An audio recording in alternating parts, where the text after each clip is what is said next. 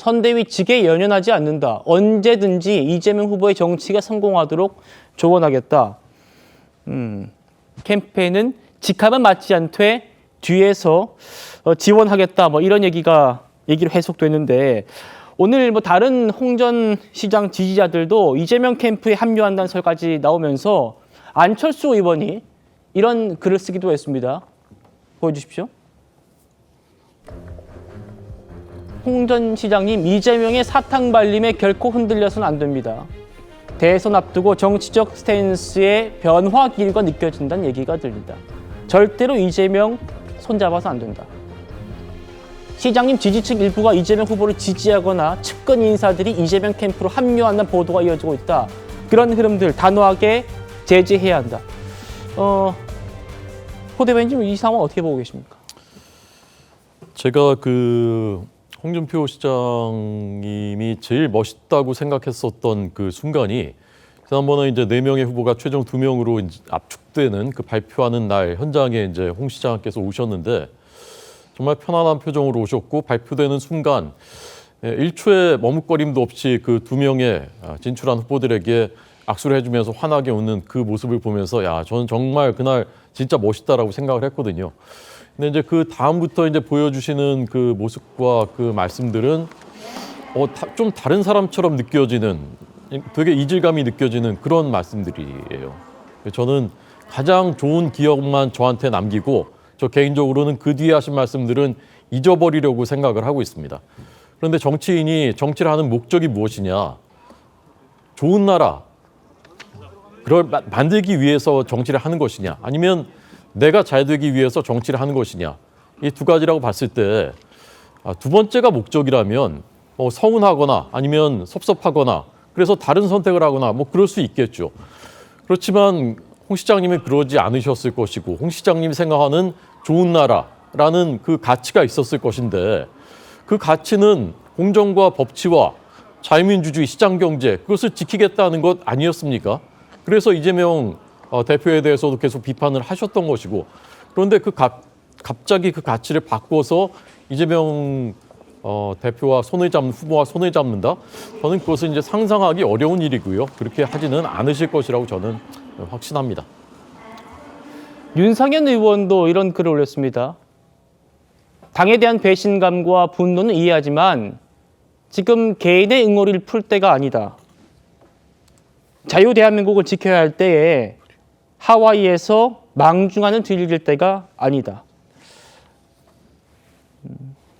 구재랑 변호사님, 홍 시장이 정계 은퇴를 하고 지금 외국 나간 다음에도 계속 글을 올리고 있습니다. 그리고 자기 측근들, 이병태 교수 같은 경우에는 이재명 캠프 간다라는 말도 공개적으로 했는데 거기에 대해서는 이런 반구가 없단 말입니다. 그거에 대해서는 사실 홍준표 시장과 그 주변에 있었던 사람은 분리해서 생각해 볼 필요가 있었을 것 같아요.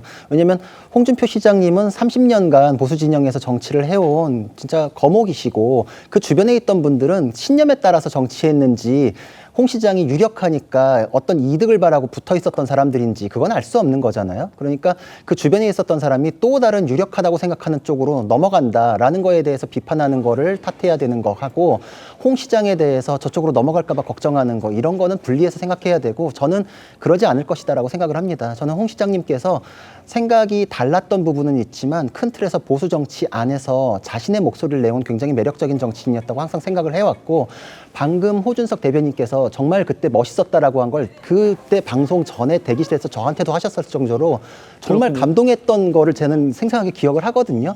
홍 시장님께서 저는 비유적으로 이렇게 얘기하고 싶어요. 신념에 따라서 뭉친 사람들이 당에서 모여서 정치를 하는 것입니다.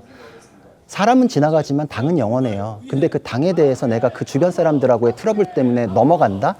우리 지금 사는 거 힘들다고 내 주변 사람들 싫다고 월북을 하나요? 그러진 않잖아요. 저는 내가 주변에 나 다시는 종교단체 사람들 마음에 안 드니까 개종해서 넘어가겠다라거나 종교 진영을 넘어가가지고 다른 정치 집단과 손잡겠다라는 거는 기존의 자신의 신념 그리고 그걸 믿고 따르고 지지해줬던 분들에 대해서도 도리가 아니고 이분 정말 신념에 따른 정치했었나? 정말 보수였나라는 거 본인의 인생 자체를 부정하는 일이 될 수 있습니다. 저는 홍 시장께서 그런 선택할 거라고 생각하지는 않고 주변 사람들에 대해서는 이래라 저래라 하지 않는 차원에서 메시지가 좀 덜 나올 수는 있죠. 왜냐하면 그래 너희들도 먹고 살 길 찾아라. 인간적으로 그건 내가 오케이 할 수 있지. 뭐 어쩔 수 없지. 이런 차원에서 말을 안 하는 것과 홍 시장님이 다른 생각이 있다라는 거를 확대 해석하는 거는 좀 다른 문제다 이렇게 생각합니다. 알겠습니다. 한 언론사가 홍 전 시장한테 특정 후보를 지원할 생각이 있느냐 이렇게 물었어요. 국민의힘 출신인데 국민의힘 후보가 아니라 다른 후보를 지원할 생각이 있느냐라는 숨은 의미가 담겨 있는 얘기입니다. 나는 좌우를 공존하면서 보수, 진보, 통합 정부가 돼서 나라가 안정됐으면 좋겠다. 자, 이 얘기에 대해서 정치권에서 또 해석들이 잇따르고 있는데 박용진 전 의원 얘기 들어보시죠. 홍준표 전 시장님이 뭐 민주당의 콜에 예. 쉽게 응하진 않으실 거예요, 당연히. 그런데 예. 민주당이 선뜻 그런 분들에게도 손을 내밀었다. 이재명 후보가 그 어떤 우리하고 결이 좀 다른 분들하고도 같이 하려고 한다. 이거 상당히 운동장을 넓게 쓰는 일이죠. 국민들에게도 일정한 안정감을 주는 이런 일이라고 생각합니다. 자, 미국으로 갈 때 홍 전 시장을 직접 배웅했던 이준석 후보도 홍 시장과 지속적으로 소통해 나가겠다 이렇게 밝힌 상태입니다. 들어보시죠.